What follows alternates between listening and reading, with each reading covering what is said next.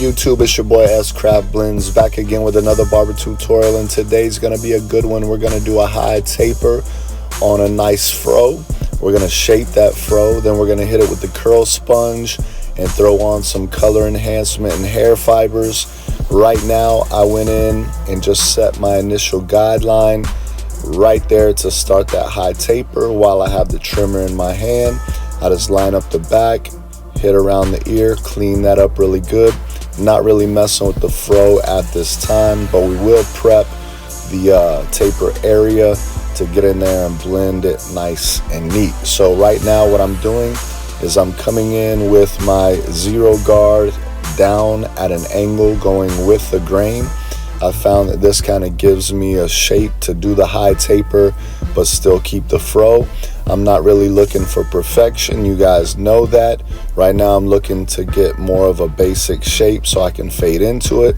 Now that I've got that with the zero guard going down and the open blade going down, now I'm going to fade up with the open. I'm using my Andis cordless masters. Now that I faded up with the blade open, I closed it halfway, dropped a little bit lower towards our first initial guideline and blending into that. Now I'm closing that blade up, just tapping at that line. As I'm tapping at the line, I didn't get the line out like I wanted with the master, so I went ahead and grabbed those Gamma Ergos that I've been rocking with here lately.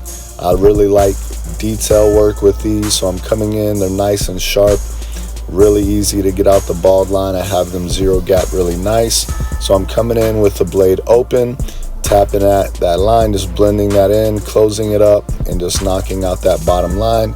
As you can see, I have Matt Gifted Hands talking to my customer, showing him something.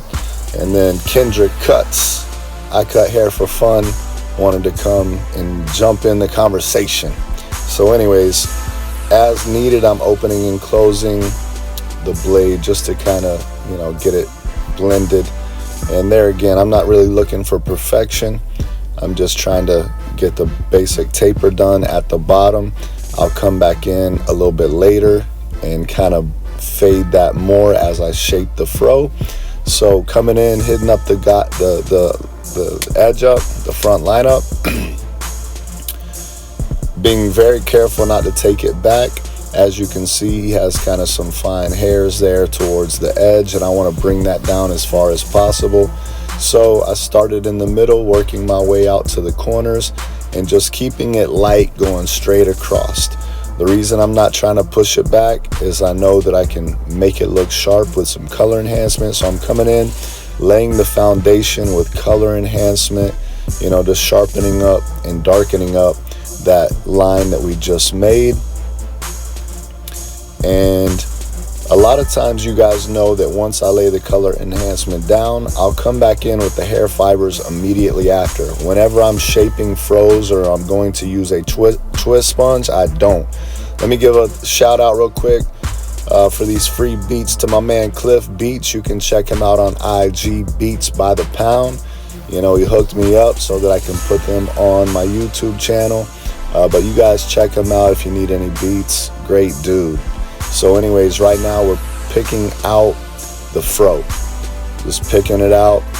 He has some short hairs, some long hairs, but there again, the reason I wasn't too concerned about the blend on the side as far as getting into that thicker hair, because I know I can float the clipper and just freehand a better blend on the side. That's why I went down with that zero guard. So right now, as you can see, I have my arms locked close to my side, both hands on the clipper to give stability, and I'm just using this Gamma Ergo to bring shape to this fro. Right now when I come across the top, I try to keep my arms stabilized and level and just float that clipper across the top. Now right now my main goal on his hair is not to get the perfect afro. I want a good shape, but I'm not looking for the perfect afro simply because I know we're going to twist it up. So right now I'm just trying to get it clean. However, there's times whenever I'm trying to get that perfect afro because I know they're not going to hit it with the sponge And then I want every little hair smooth. I want that thing looking round like a ball, and I want it looking tight. And this is the process that I use. However, I do it a lot longer to make sure I get every little hair. I pay attention, to a lot more detail. But right now, there again, I just know I'm getting that shape.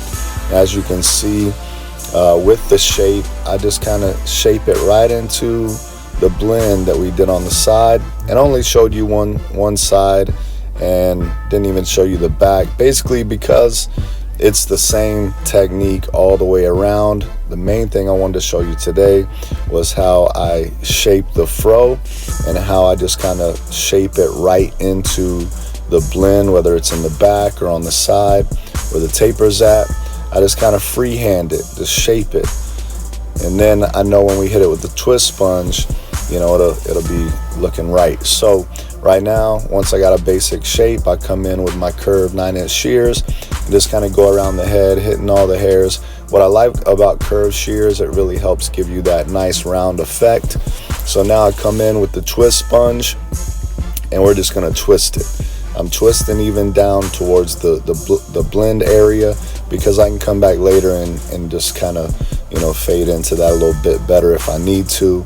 But twisting it real good. Some people, they just go ahead and twist it a little bit. I want to make sure this thing is twisted, so I press hard and I'm just constantly rotating the twist sponge to make sure we get twist all over the place. It looks nice and tight and twisted nice. And no, I don't charge extra as a style for that. I just do it because I think it looks neat and I want my customer happy. So now that we have the twist done, I come in, hit it with the hairspray, lay down the hair fibers, then hit it with the hairspray again to give it that sandwich effect, to hold the hair fibers in place. And yes, they stay for usually about a week unless you get in there and start scrubbing. Some people can last 2 weeks. But I found that, man, this really brings that hairline down where it needs to be, keeps it looking thick, but it makes it look really sharp.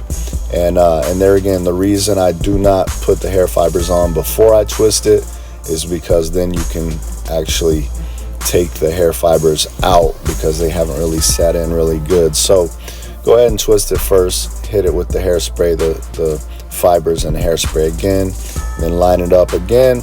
So now I'm coming in with a magic pencil. This one is not a white one, it's more of a tan one. And I'm not necessarily adding this, to get that ash look. What I found with this color is it actually brings a great contrast. It can give you that ash look once it's all hit with the razor and everything, but it gives you a good contrast between the skin and the hair. And it just makes that line look extra crispy. And I found that my customers, they love it.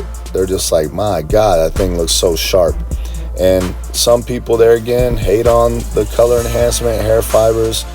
Who cares? Don't let people hate on you.